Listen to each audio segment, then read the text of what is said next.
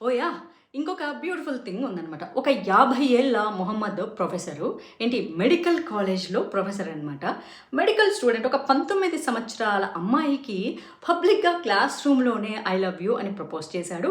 And ఆ అమ్మాయి చాలా ధైర్యంగా ఎందుకు ప్రపోజ్ చేశారు అని అడిగితే, ఒకసారి ఈ వీడియో చూడండి మీకే అర్థమవుతుంది. I love you. How are you? Excuse me. If you want to speak, you can go to principal. I have Entire no- batch will come with you. Yeah, you can come In front of the How come you principal. proposed to me? When did I propose? Why did you say that I love you, Mama man? Excuse me.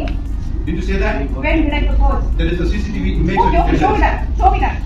అదన్నమాట సంగతి. భలే అడిగింది ఆ అమ్మాయి. And తన తోటి students భలే సమాధానం చెప్పారు.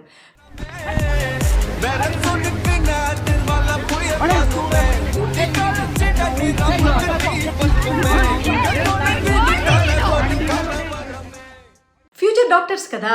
వాళ్ళు రోగం వస్తే ఒక్కొక్కసారి అవసరమైన చోట ఇది శరీరానికి మంచిది కాదంటే కోసేసి మరీ తీసేస్తారు. వాళ్ళకు రక్తం చూడడం అన్నది చాలా కామన్. కొయ్యటం అన్నది కూడా చాలా కామన్.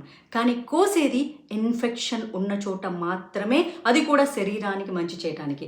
మరి అలాంటి స్టూడెంట్స్ ఏదన్నా కాలేజ్‌లో లేకపోతే క్లాస్ రూమ్‌లో జరిగితే మౌనంగా ఉండకూడదు కదా!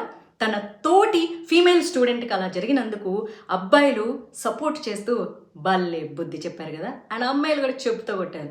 ఎగ్జాక్ట్‌లీ ఇలా చేయటము కరెక్ట్. మరి మీరేమంటారో చెప్పండి.